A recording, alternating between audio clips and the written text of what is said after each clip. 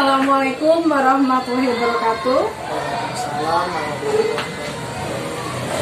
Kegiatan hari ini saya akan mewawancarai Kepala Sekolah SDI Cetak Kidul, Kecamatan Wonopringgo, Kabupaten Pekalongan. Beliau adalah Kepala Sekolah yang bernama Bapak Arifin SPD. Assalamualaikum Pak. Waalaikumsalam warahmatullahi wabarakatuh. Apa kabar Pak? Alhamdulillah baik Bu. Bagaimana perasaan Bapak hari ini? Agak gentar sih. Oh, ada tamu dan undang. Oh iya. Begini Pak, saya akan melakukan tugas demonstrasi intelektual, yaitu pengambilan keputusan berbasis nilai-nilai kebajikan sebagai pemimpin. Bapak adalah pemimpin di SDI Cetak Kidul ini. Begini Pak, ada beberapa pertanyaan yang saya ajukan. Selama ini bagaimana Bapak dapat mengidentifikasi kasus-kasus yang merupakan dilema etika atau bujukan moral Pak? Yang saya lakukan dalam hal ini, pertama-tama kita harus mengetahui akar permasalahan terlebih dahulu.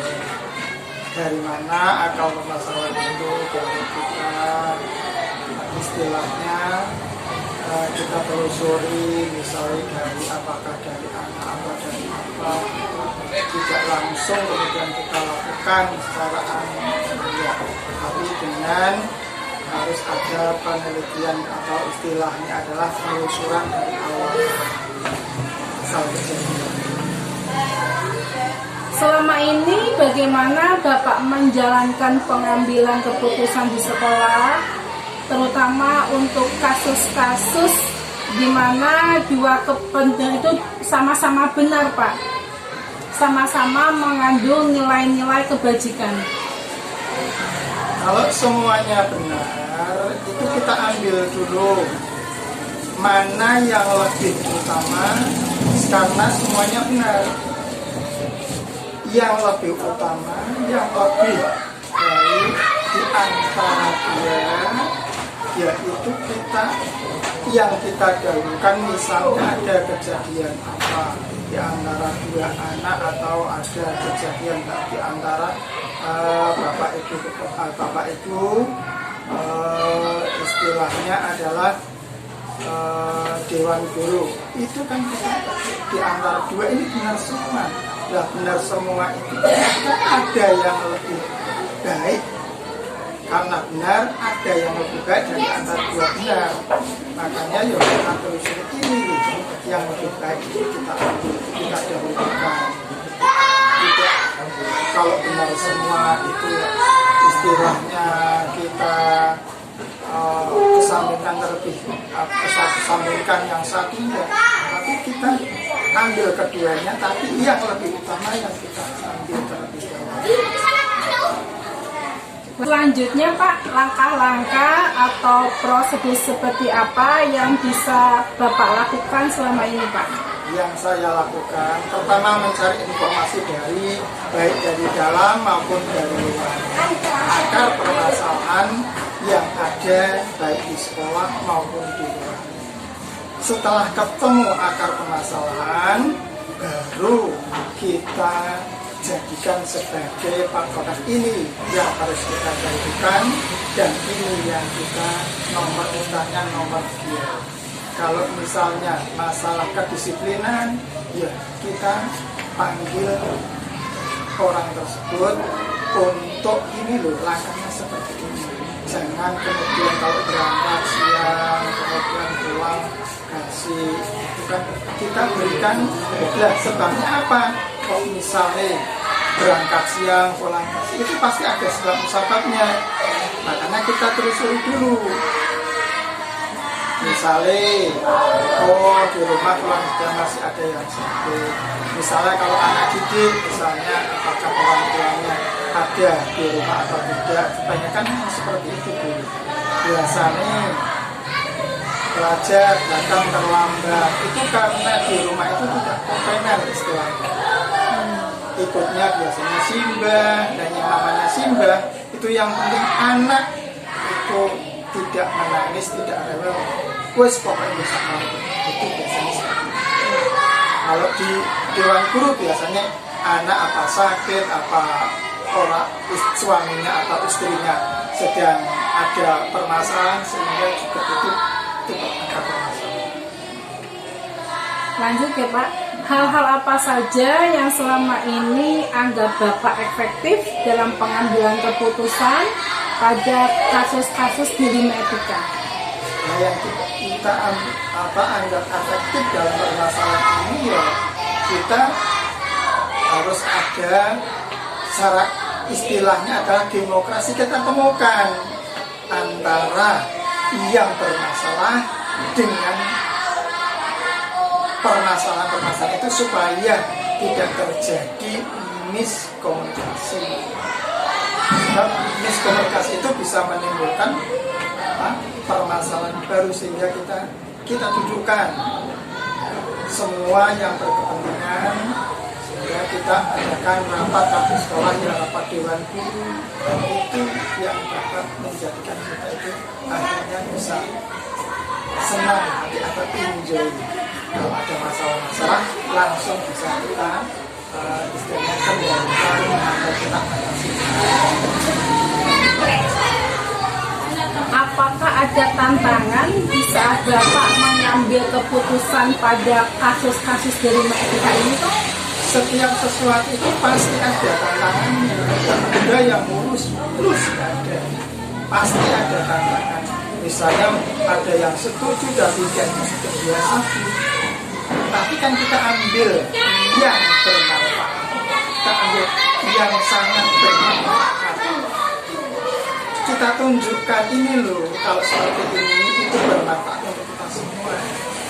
Tetap karena dalam istilah Islam kan al-insan al-mu'tasim, tidak ada semua yang sempurna. Jadi wong nabi saja itu sudah jelas-jelas benar, itu ada tantangannya, apalagi kita manusia. Apakah ada jadwal saat Bapak menyelesaikan sebuah kasus dilema etika Pak? Ada mungkin jadwal tertentu di hari apa, atau langsung dengan seketika itu kejadian langsung diselesaikan Pak? Kalau masalah ada kejadian langsung kita selesaikan pada hari itu juga, supaya tidak berlarut-larut, langsung hari itu. Kalau jadwal itu biasanya kan 1 bulan sekali, itu biasanya kan ada pertemuan. Kalau dalam sekolah ya istilahnya rapat dewan guru, walaupun tidak secara formal, istilahnya biasa sambil duduk bersama-sama, itu kita bicarakan permasalahan gitu. Sehingga kan tidak, kalau ada masalah tidak begitu terjadi permasalahan yang lebih besar. Itu yang larut ya Pak ya. lakukan.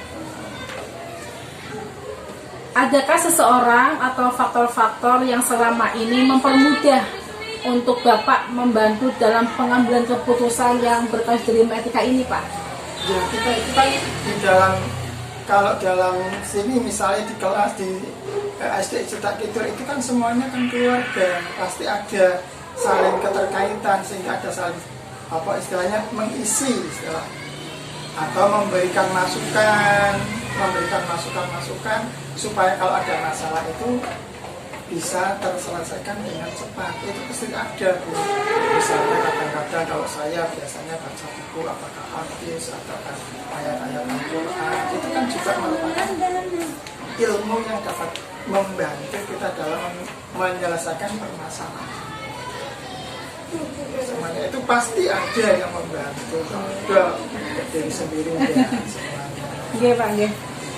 Dari semua hal yang telah Bapak sampaikan tadi, pembelajaran apa yang dapat Bapak petik dari pengalaman Bapak selama ini menjadi kepala sekolah dalam mengambil keputusan dalam kasus dilema etika Pak? Dalam mengambil keputusan yang sudah saya alami itu, saya tidak pernah mengesampingkan pendapat orang lain. Semuanya itu harus kita tampung, kita cerna, kemudian kita simpulkan mana yang baik itu kita ambil, mana yang kurang baik kita sisihkan dulu.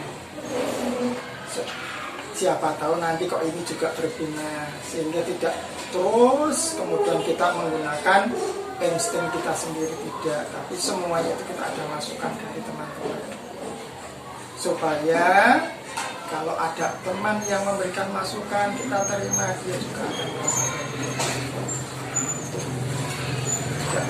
kemudian kita acuh-acuh dengan pendapat sendiri. Iya, tapi bersama-sama ya Pak ya. Itu. Itulah tadi wawancara dengan Bapak Kepala Sekolah, Bapak Arifin SPD, selaku Kepala Sekolah SDI Cetak Kidul, Wonopringgo, Kabupaten Pekalongan, mengenai pengambilan keputusan berbasis nilai-nilai kebajikan sebagai pemimpin. Terima kasih Bapak untuk waktunya. Assalamualaikum warahmatullahi wabarakatuh. Assalamualaikum warahmatullahi wabarakatuh. Assalamualaikum warahmatullahi wabarakatuh. Kegiatan siang ini saya akan mewawancarai bertemakan pengambilan keputusan berbasis nilai-nilai kebajikan sebagai pemimpin. Saya ditemani oleh Bapak Kepala Sekolah yang bernama Bapak Muhammad Lutfi SPD. Beliau juga adalah Ketua PGRI Cabang Wonopringgo, Kabupaten Pekalongan. Beliau mengampu kepala sekolah di SDN Pegadaian 2 Wonopringgo, Kabupaten Pekalongan. Assalamualaikum Bapak. Waalaikumsalam Mbak Mary. Apa kabar Pak siang ini? Alhamdulillah sehat.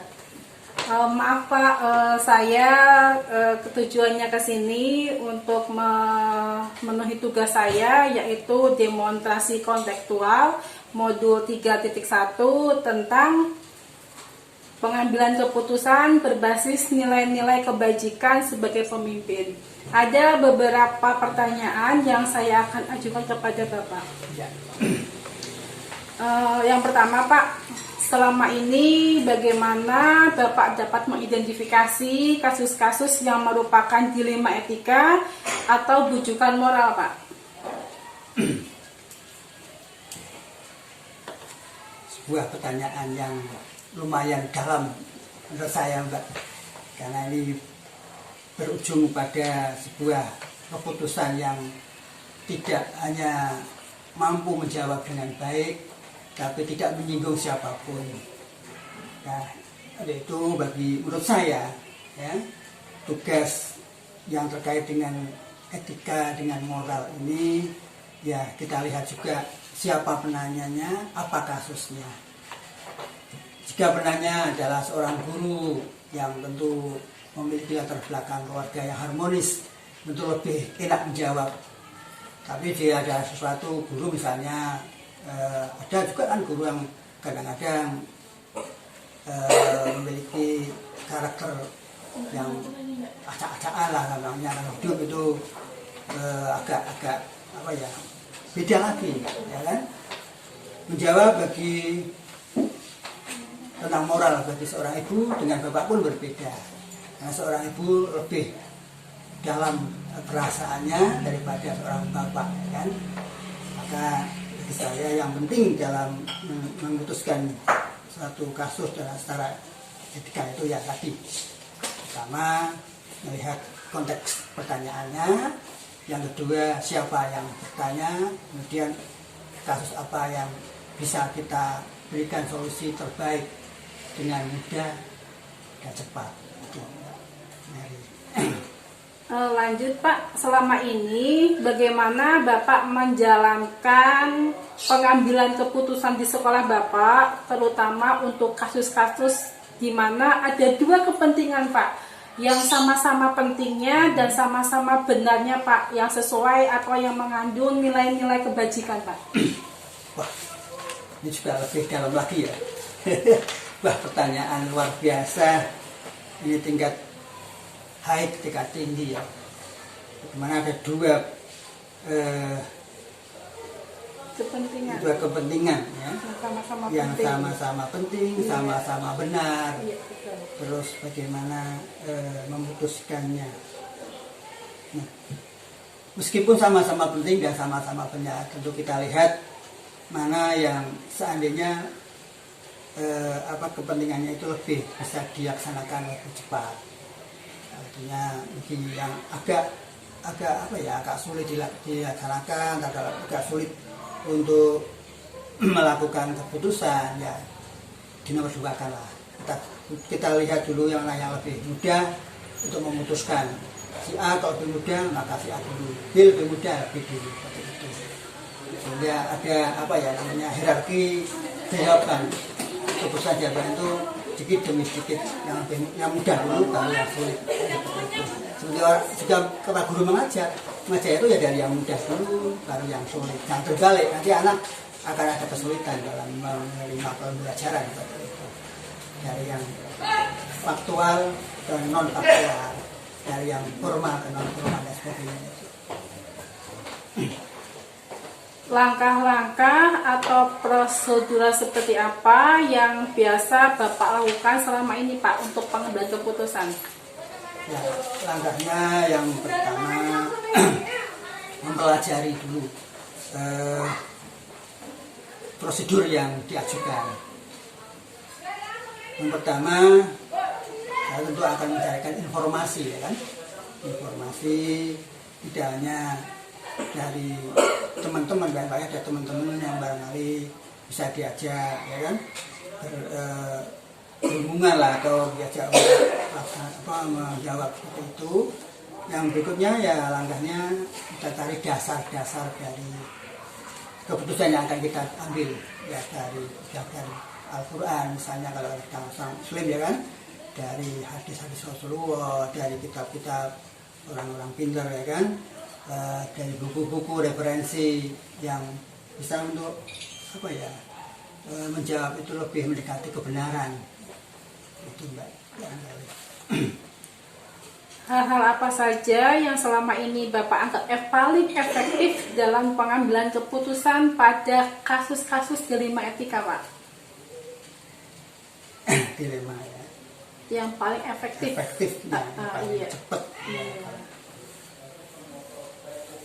Ya, kalau memang dianggap kasusnya itu ringan, ya secara spontan kita jawab. Artinya dengan pengetahuan yang saya miliki, ya kan. Tapi kalau permasalahan itu terlalu berat, kalau kasusnya itu sangat memerlukan pemikiran, maka permasalahan yang ada di lapangan ya nanti kita buat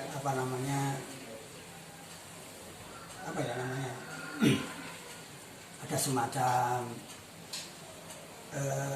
kepada guru-guru yang lain atau kepada teman-teman lain yang lebih senior misalnya, bisa untuk ya timbang rasa gitu ya, sharing Pak ya, sharing hal-hal kasus seperti ini seperti apa, supaya ketika memutuskan sesuatu tidak berdasarkan subjek, tapi secara objek. Ada pertimbangan dari pihak lain yang lebih bijak dari itu. Hal-hal apa saja yang selama ini merupakan tantangan dalam pengambilan keputusan pada kasus-kasus dilema etika, Pak? Tantangan yang dihadapi dalam mengambil keputusan apabila kurang diterima, ya kita sebagai pemimpin kan bisa merayunya, artinya mengajaknya untuk meyakinkan bahwa apa yang kita putuskan itu benar-benar berdasarkan pengalaman yang kita miliki, sehingga kasus apapun kita berikan contoh terbaik, termudah yang bisa dipahami oleh si penanya. Apakah Bapak memiliki sebuah tata kala atau jadwal tertentu dalam sebuah penyelesaian kasus, Pak? Misalkan hari ini ada apa, terus Bapak menjadwalkan hari berikutnya, seperti itu, Pak? Apakah ada penyelesaian dilema etikanya? Juga tergantung kasusnya. Kalau kasusnya ringan, dalam arti tidak perlu terjadwal, ya langsung aja spontan.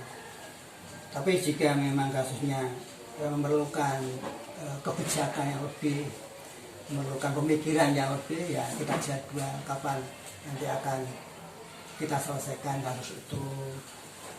Dan melihat juga kesibukan kita kan, tidak barangkali pas ada kesibukan ya kita tunda dulu.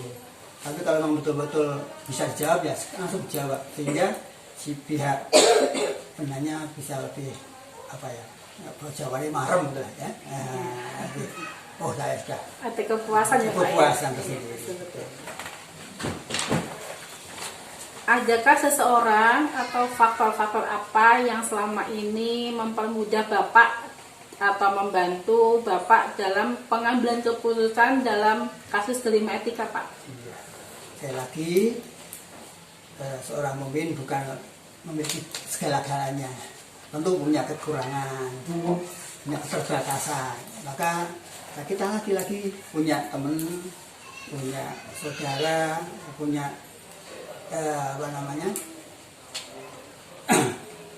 punya teman-teman lah misalnya ya, yang bisa mendukung untuk memudahkan kita dalam